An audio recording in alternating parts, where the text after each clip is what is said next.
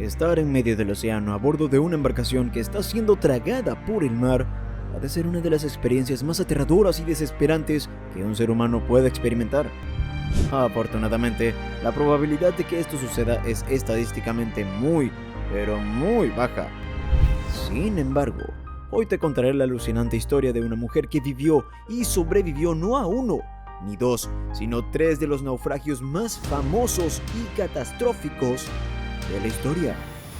Nació el 2 de octubre de 1887 en Argentina, donde sus padres, William Jessop y Catherine Kelly, habían emigrado desde Dublín para dedicarse a la cría de ovejas.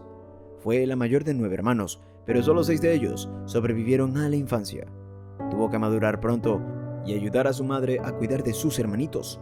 Su vida no fue fácil, pues cuando tenía 16 años contrajo tuberculosis y los médicos le dieron pocas esperanzas de vida. Pero ella se aferró a la vida y logró recuperarse. Sin embargo, poco después, su padre murió de una complicación pulmonar. Tras la muerte de su padre, su madre decidió volver a Inglaterra con sus hijos. Se instalaron en Liverpool, donde su madre consiguió un trabajo como camarera en una compañía naviera. Mientras tanto, nuestra protagonista se encargaba de cuidar a sus hermanos mientras iba a un colegio de monjas. Por desgracia, su madre también enfermó y tuvo que buscar un empleo para mantener a la familia. Decidió seguir sus pasos y convertirse en camarera de barco. Pero no fue fácil, pues su belleza y juventud le cerraban muchas puertas. Los empleadores pensaban que podía distraer a los pasajeros y a la tripulación con su encanto. Pero ella no se rindió y en 1908 consiguió su primer trabajo en el RMS Orinoco de la Royal Mail Line. Los primeros 2 años de trabajo fueron tranquilos y le permitieron conocer muchos lugares y personas. Pero en 1910, su vida cambió radicalmente.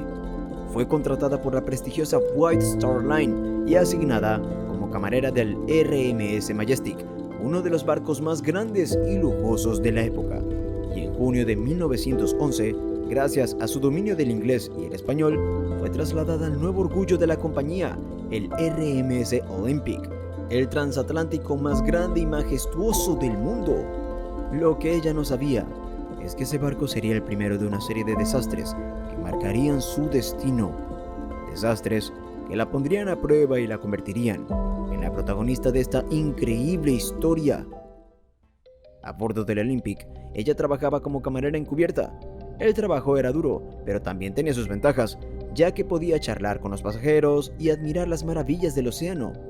Así, el 20 de septiembre de 1911 se encontraba haciendo su labor como de costumbre. El mar estaba tranquilo y el sol brillaba en el cielo. Parecía un día perfecto para navegar. Sin embargo, las cosas no siempre son lo que parecen. Aquella tarde, el Olympic se adentró en el estrecho de Solange, donde se cruzó con el HMS Hawke, un buque militar británico. El Hawke debía pasar por el lado del Olympic, pero algo salió terriblemente mal. En vez de mantener una distancia prudente, los barcos se acercaron demasiado el uno al otro.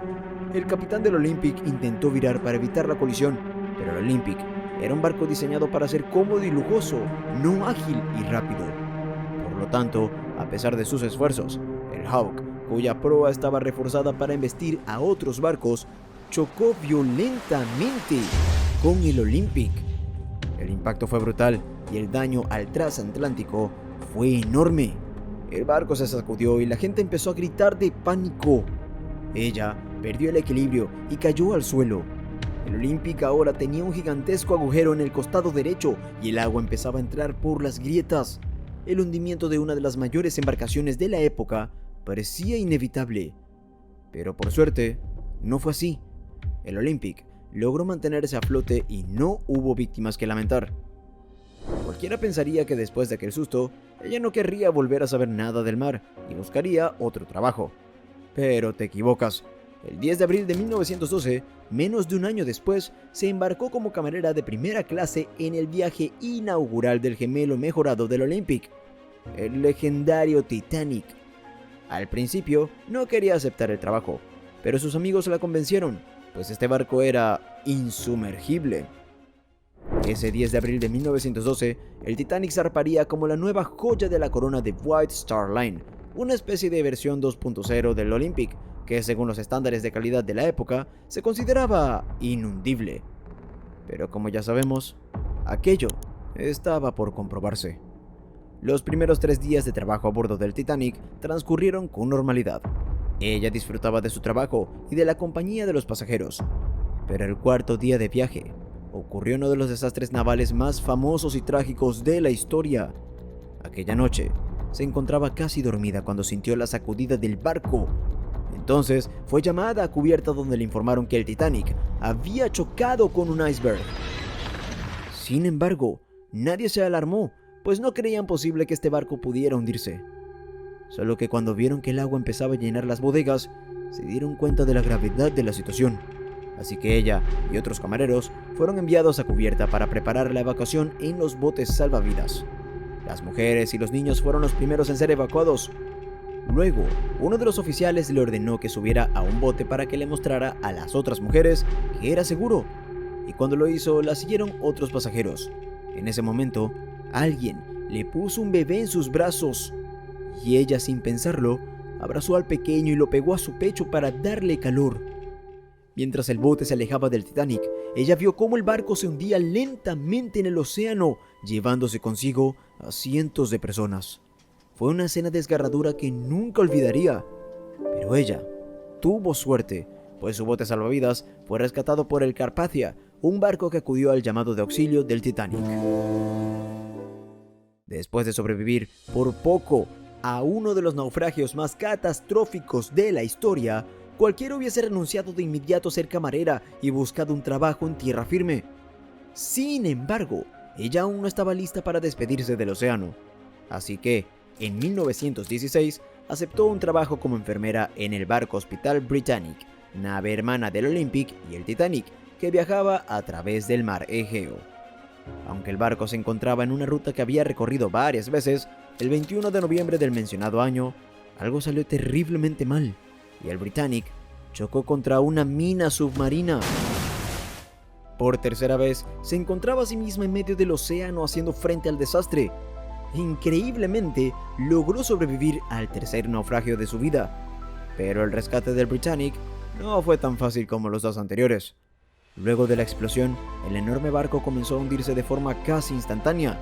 A la colosal nave le llevó menos de 1 hora sumergirse por completo, pero en esta ocasión, a diferencia del Titanic, ella no tuvo tiempo de abordar un bote salvavidas, así que simplemente saltó por la borda al agua helada y nadó hasta el bote más cercano.